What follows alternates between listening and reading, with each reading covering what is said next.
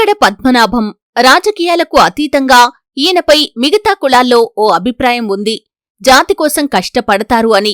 ఈ క్రమంలోనే చంద్రబాబు సీఎంగా, లోకేష్ మంత్రిగా ఉన్నప్పుడు ముద్రగడ చేసిన ఉద్యమాన్ని అణిచేశారు.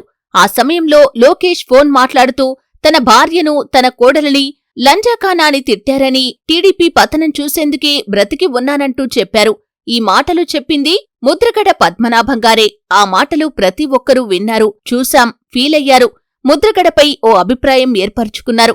2024 ఎన్నికల ముందు ముద్రగడ ప్రత్యక్ష రాజకీయాల్లోకి వస్తున్నారు. ఇది ఆయన వ్యక్తిగతం. కాకపోతే ఓ ప్రచారం ఉంది, టీడీపీలోకి లేదా జనసేన పార్టీలోకి వెళ్తారు అని. ఇదే ఇప్పుడు హాట్ టాపిక్.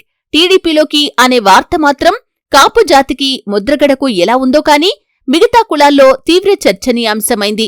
లంజాఖానా అని తిట్టి కొట్టిన పార్టీలోకి మళ్లీ ముద్రగడ వెళ్తున్నారా? అంత అవమానం జరిగిందని ఆయనే చెప్పారు కదా. మరి అలాంటి పార్టీలోకి ఆయన వెళ్లటం ఏంటి? అప్పట్లో తన భార్య, కోడలిని లంజాఖానా అని తిట్టినోళ్ల పార్టీలోకా? ఇది పెద్ద చర్చనీయాంశమైంది. ప్రతి ఒక్కరిలో డిస్కషన్ అయింది. పార్టీలకు, ప్రాంతాలకు, వయస్సుతో సంబంధం లేకుండా జరిగిన చర్చ ఇది. ఎల్లో మీడియాలో మాత్రమే బ్రేకింగ్గా వచ్చిన వార్త, తర్వాత జరిగిన చర్చ ఇది. ఇక జనసేన పార్టీలోకి వెళతారు అనే ప్రచారం కూడా ఉంది. జనసేన అంటే టీడీపీతో పొత్తు ఉంది. టీడీపీని సమర్థించినట్లే కదా. రెండు పార్టీలు కలిసి వెళ్తున్నప్పుడు, సీట్లు సర్దుబాటు చేసుకుంటున్నప్పుడు జనసేనలోకి ఎలా వెళ్తారు? ఒకవేళ జనసేనలోకి వెళ్తే చంద్రబాబును సమర్థించినట్లే కదా.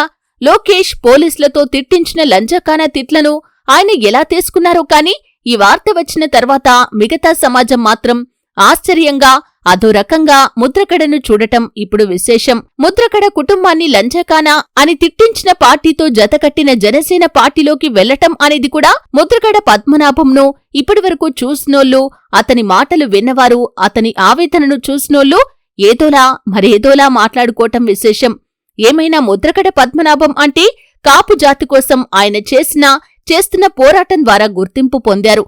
అతను పడిన అవమానాలను చూశారు, విన్నారు. మరి అలాంటి మనిషి మళ్లీ టీడీపీలోకి లేదా జనసేన పార్టీలోకి వెళ్లటం అంటే, అప్పట్లో లంజాఖానా అన్న ముద్రగడ పద్మనాభం గారి మాటలను ఇప్పుడు జనం ఎలా తీసుకుంటారు, ఎలా విశ్లేషిస్తారు? అతనిపై ఎలాంటి అభిప్రాయం ఏర్పడుతుంది? అది రాజకీయంగా లేదా కాపు కులపరంగా లేదా మిగతా కులాల పరంగా అనేది చూడాలి. రాజకీయాల్లో మారటం కామన్. ఆత్మాభిమానం మాత్రం నిలిచే ఉంటుంది, బ్రతికే ఉంటుంది. ఆ ఆత్మగౌరవం మీదనే రాజకీయ పునాది అయినా, వ్యక్తిత్వ పునాది అయినా తరతరాలు వెంటాడుతుంది. ముద్రగడ పద్మనాభంగారు ఓ కులం, ఓ రాజకీయానికి అతీతంగా సామాన్యుడి మనోగతమే ఇది.